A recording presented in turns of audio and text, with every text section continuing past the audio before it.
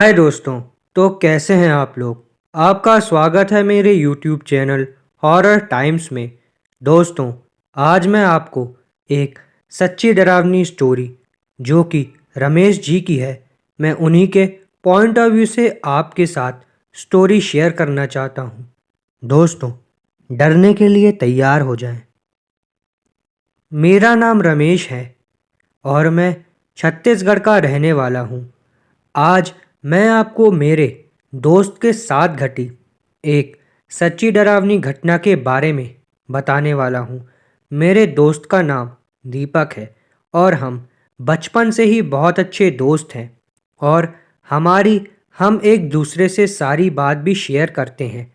हम सब कॉलेज में आए थे तब दीपक की सगाई हो गई थी। वो उसकी मंगेतर से, जिसका नाम हिना था, उससे बहुत ज़्यादा प्यार करता था और वो दोनों रात भर मोबाइल पर बातें किया करते थे। एक दिन की बात है, उसने मुझे बताया कि वो उसकी मंगेतर से रात को बात कर रहा था। दीपक ने उसकी मंगेतर को मिलने के लिए बोला तो उसकी मंगेतर बदली हुई आवाज़ में बोली। मैं बोली, तू ज़्यादा मत बोल वरना तेरे को वहीं दफन कर दूंगी। दीपक एक बार तो ये सुनकर चौंक गया और फिर सोचा वो शायद मजाक कर रही होगी। फिर दीपक भी उसको मजाक में बोला, क्या कर लेगी तू, मेरा क्या कर लेगी बता। तो वो फिर बोली, आज रात देख तेरे साथ क्या क्या होता है। ये कहकर उसने मोबाइल रख दिया। अगली सुबह जब दीपक मुझसे मिलने वहाँ पर रात को आया तो उसने सारी बात मुझे बताई। उसने मुझे रात को फ़ोन वाली बात भी बताई। उस रात उसके साथ जो हुआ सब कुछ। रात को 1-2 बजे के आसपास ही टाइम हुआ होगा। अचानक उसकी नींद खुली और उसके सामने एक काला लंबा दाढ़ी वाला आदमी बैठा हुआ था। वो बोलने लगा, ले आ गया मैं, अब देख तेरे साथ क्या करता हूँ। उसने दीपक का गला पकड़ लिया। उससे उसकी सांस रुक गई। दीपक ने उसी वक्त सामने अल्लाह का नाम लेते हुए नमाज पढ़ना शुरू कर दिया और उसके सामने से वो बंदा गायब हो गया। मुझे उसकी बात सुनकर बड़ा आश्चर्य हुआ कि ऐसे कैसे हो सकता है।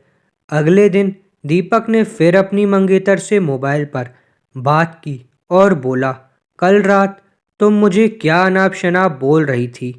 उसकी मंगेतर ने कहा, ऐसा कैसे हो सकता है, लेकिन कल तो मैंने फ़ोन ही नहीं किया था। ये सुनकर दीपक के रोंगटे खड़े हो जाते हैं और उसने तुरंत फ़ोन काट दिया।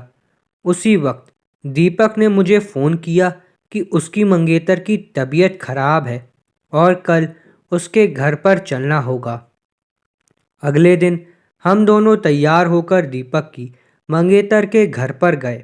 वहाँ हमने दरवाज़ा खटखटाया तो उसकी मंगेतर सामने खड़ी थी और बदली हुई आदमी की आवाज़ में बोल रही थी कि तू फिर से आ गया। तूने अगर अंदर एक कदम भी रखा तो यहीं पर तेरी अर्थी उठा दूंगा। दीपक बोला कि ये क्या बोल रही हो तुम। और जैसे ही उसने घर में कदम रखा, उसकी मंगेतर ने दीवार पर टंगी तस्वीर उतारकर दीपक के सर पर दे मारी। उसके सर से खून बहना शुरू हो गया। दीपक के ससुर और सालों ने उसकी मंगेतर को पकड़कर बिठा दिया। फिर उसके सालों ने दीपक के सिर पर पट्टी बांधी। हिना के दादाजी ने बताया कि हिना को जिन का साया लग गया है। इस पर दीपक के ससुर ने उन्हें अपना मुंह बंद रखने को कहा। थोड़ी देर रुककर हम वहां से सीधा अस्पताल जाकर ढंग से पट्टी करवाई। उसके अगले दिन मुझे दीपक का फ़ोन आया कि हीना की तबीयत बहुत ख़राब है और वो अस्पताल में भर्ती हो गई है। दीपक ने बाइक निकाली और हम दोनों जल्दी से अस्पताल पहुँचे। वहाँ पर पहुँचते ही हमने डॉक्टर से हीना की हालत पूछी तो उन्होंने बताया कि उसकी हालत बहुत ही ज़्यादा नाजुक है। कौन सी बीमारी है वो पता भी नहीं चल पा रहा है। और उसके घर वालों को डॉक्टर ने दीपक को घर ले जाने को कहा।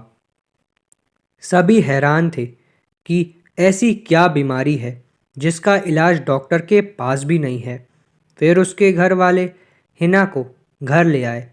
हिना ने दीपक को बुलाया और कहा कि मैं अब ज़्यादा दिन जिंदा नहीं रह पाऊंगी और तुम किसी अच्छी लड़की से शादी कर लो। ये सुनकर दीपक की आंखों में आंसू आ गए और वो बोलने लगा कि मैं तुम्हें मरने नहीं दूंगा। फिर हिना के दादाजी ने उसको एक बाबा के पास ले जाने को कहा। हम उसको बाबा के पास ले गए और बाबा ने बोला कि इसको एक बहुत ही बुरे जिन ने पकड़ लिया है जिसकी वजह से इसके शरीर को नुकसान पहुंचा रहा है वो। अब बहुत देर हो गई है। बाबा ने बताया कि इसका एक ही इलाज है। यहाँ से 100 किलोमीटर दूर एक दरगाह है, वहाँ इसका इलाज हो सकता है। और बाबा ने बताया कि इसके साथ वही इंसान जाएगा जिसे वो सबसे ज़्यादा चाहती है। दीपक ने कहा कि मैं चला जाऊंगा, मुझे बाइक भी चलानी आती है। रात के 2 बजे दीपक और हिना दोनों बाइक पर निकल पड़े। लेकिन आधे घंटे बाद किसी का फ़ोन आया कि दीपक और हिना का एक्सीडेंट हो गया है और वो मारे गए हैं। ये सुनकर मेरा रो रो कर बुरा हाल हो गया। मेरा सबसे करीबी दोस्त अब इस दुनिया में नहीं रहा। दोस्तों, आई होप कि आपको ये स्टोरी पसंद आई होगी। Make sure to subscribe and like my channel. जय श्री राम।